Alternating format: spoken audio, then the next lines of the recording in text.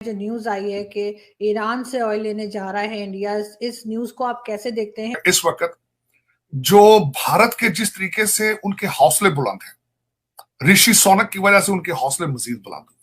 7 ममालिक के अंदर आपका Indian diaspora is in top 2 top 3 ऊपर वाली टीयर्स के अंदर उनकी अपॉइंटमेंट है 7 ममालिक के अंदर, 7 कंट्रीज के अंदर। So India is responding simply to the market, यानी जहां से तेल सस्ता मिल रहा है वहां से खरीद रहा है। एंड इंडिया इज सेइंग ये हमारी पब्लिक इंटरेस्ट में है, नेशनल इंटरेस्ट में है, तो हम वही करेंगे जो हमारे नेशनल इंटरेस्ट में है। सुपर पावर है अल्हम्दुलिल्लाह, हमें एटॉमिक पावर जी एटॉमिक पावर है। ये तो वो भी मालूम हो रहा है जैसे ईस्ट पाकिस्तान 2 हो रहा हो। ईस्ट पाकिस्तान में जिस तरह से कि हमारे आप तबाही खुद अपने हाथों से की है, ऐसे ही हम अपने मुल्क की इस वक्त पाकिस्तान की तबाही करने जा रहे हैं। मतलब एक मुल्क के कितने टुकड़े करेंगे आप? जो पाकिस्तान की मौजूदा सिचुएशन है, आपको नहीं लगता कि अगर वो तैयार हैं तो कामयाब हो सकते? कल भारत आ जाएगा, उसके आगे भी घुटने टेक देंगे, परसों तालिबान आके टेक ओवर कर लेंगे, उनके भी आगे घुटने टेक देंगे। क्लियरली बताऊं कि अवाम लाहौर कैंट में पहुंच चुकी थी और जो आर्मी के टैंक हैं वो बाहर आ चुके थे, अवाम आमने सामने हो चुकी थी। नॉट ओनली दैट, ईरान में जो अफगान रेफ्यूजीज हैं उनको भी वैक्सीन इंडिया ने प्रोवाइड की थी। तो इन चीजों के बाद they are in a leading position in the world. ये सिर्फ आपके रीजन में नहीं है, इन द वर्ल्ड। आप G20 की बात कर रहे हैं, they are very suitable. Iran से ऑयल लेने जा रहा है इंडिया, इस न्यूज को आप कैसे देखते हैं? और दूसरा, ईरान की क्या इंपॉर्टेंस है इस रीजन में, स्पेशली जहाँ पे हम लोग हैं, इंडिया है, पाकिस्तान है और बाकी, क्योंकि जो सैंक्शंस लगी हुई हैं उनके बारे में भी बात की जा रही है कि शायद हट जाएं। देखिए, मतलब there are many issues. India की जो ऑयल पॉलिसी है, अमेरिका के सैंक्शंस और अमेरिका और वेस्टर्न ममालिकों के सैंक्शंस के बावजूद इंडिया ने अपनी स्ट्रेटेजिक ऑटोनॉमी मेंटेन करके रशिया के साथ अभी भी वो ऑयल के मामले में ट्रेड कर रहे हैं। और आपने देखा होगा कि 1 महीने के लिए मेरे ख्याल से सितंबर या अगस्त में इंडिया की ऑयल परचेजेस रशिया से कम हुए और फिर बढ़ गए। So India is responding simply to the market, यानी जहां से तेल सस्ता मिल रहा है वहां से खरीद रहा है। एंड इंडिया इज सेइंग ये हमारी पब्लिक इंटरेस्ट में है, नेशनल इंटरेस्ट में है, तो हम वही करेंगे जो हमारे नेशनल इंटरेस्ट में है।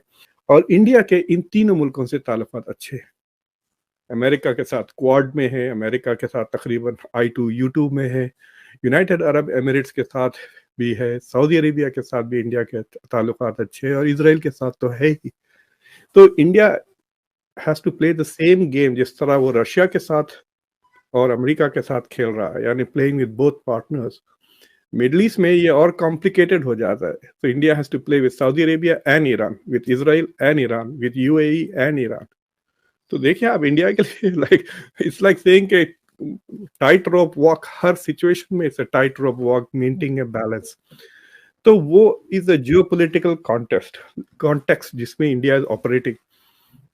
लेकिन इंडिया के काफी ताल्लुकात है। मैं देख रहा था 2012 में भी तकरीबन उसी किस्म का स्टेटमेंट था middle east ministry of external affairs में, और 2019 में भी वहां से शुरू होता है कि हमारे ईरान के साथ बहुत पुराने ताल्लुकात है। अगर इंडिया का पार्टीशन नहीं होता तो India would have shared a border. और एक इश्यू बहुत बार बार हर स्टेटमेंट में आता है कि रीजनल कनेक्टिविटी। तो आप जो चाबहार पोर्ट को ले लें, जो एक्चुअली आपके ग्वादर पोर्ट से ज्यादा दूर नहीं है, मेरे ख्याल से 100-150 किलोमीटर दूर ही है। लेकिन मैं आगे बात बताना चाहूंगा, इस वक्त जो भारत के जिस तरीके से उनके हौसले बुलंद हैं, ऋषि सोनक की वजह से उनके हौसले मजीद बुलंद हुए। 7 ममालिक के अंदर आपका Indian diaspora is in top 2 top 3 ऊपर वाली टीयर्स के अंदर उनकी अपॉइंटमेंट है 7 ममालिक के अंदर, 7 कंट्रीज के अंदर, हम इंक्लूडिंग हमारी Kamala Harris in the US। तो इन चीजों के बाद they are in a leading position in the world. ये सिर्फ आपके रीजन में नहीं है, इन द वर्ल्ड। आप G20 की बात कर रहे हैं, they are very suitable candidate to become a member of the security council, और वो काफी अरसे से इंटरेस्टेड है to have a permanent seat there. अब G20 के हवाले से जो मैं देख रहा हूं इस वक्त, मैं उसके बारे में 2-3 मैंने उनकी बड़े अच्छे आर्टिकल पढ़े हैं वॉशिंगटन DC में भी और भारत से भी। तो वो एक इससे फायदा उठाएंगे लीडरशिप के लिए कि इस वक्त जो मैंने पहले आपको अर्ज करा था, जो इंटरनेशनल चैलेंजेस हैं, इस वक्त G20 के जो मेंबर हैं, जो वो उनमें कई ऐसे ममालिक हैं जो हालते जंग में हैं। इस वक्त सबसे बड़ा चैलेंज जो G20 का होगा वो यूक्रेन वार होगा। उसके बाद दूसरा चैलेंज होगा इन्फ्लेशन, तीसरा चैलेंज होगा फूड सेफ्टी।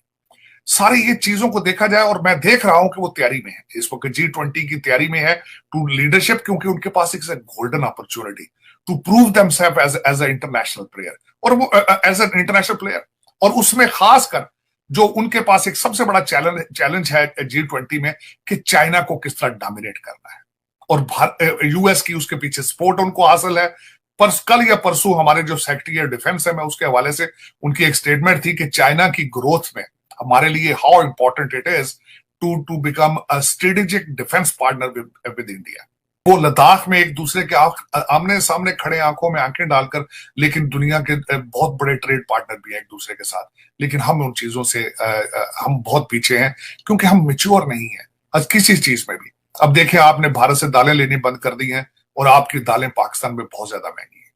आप इस वक्त टमाटर और प्याज अफगानिस्तान से ले रहे हैं, लेकिन अमृतसर बिल्कुल आपके साथ पड़ोस में है। पाकिस्तान सिर्फ एक सूरत में कामयाब हो सकता है। अली नासिर आज टीवी के ऊपर कह रहा है, इस्लामाबाद में भी लोग मेरा प्रोग्राम देखते हैं, और आज खुल के बोलता हूं रावलपिंडी में भी मेरा प्रोग्राम देखते हैं। जब तक इस मुल्क का रकबा नहीं बढ़ाया जाएगा, जब तक इस मुल्क को और बड़ा और वसी नहीं किया जाएगा, तब तक यह मुल्क नहीं चल सकेगा। नाजरीन, मेरे प्यारे पाकिस्तानियों, यह मुल्क सिर्फ तभी तरक्की कर सकता है जब इसका रकबा बढ़े, और इसका रकबा बढ़ाने का तरीका इस्लामाबाद से ज्यादा और लोग जानते हैं। अगर आपने इस मुल्क का रकबा नहीं बढ़ाया, पाकिस्तान की सालमियत, पाकिस्तान का सर्वाइवल खतरे में पड़ जाएगा। अफसोस इस बात का है कि आपकी स्टेट को खत्म करने का बंदोबस्त किया जा रहा है, और आप वो कंट्री है, आप ओनली एटॉमिक, आप इस्लामिक एटॉमिक बम रखते हैं।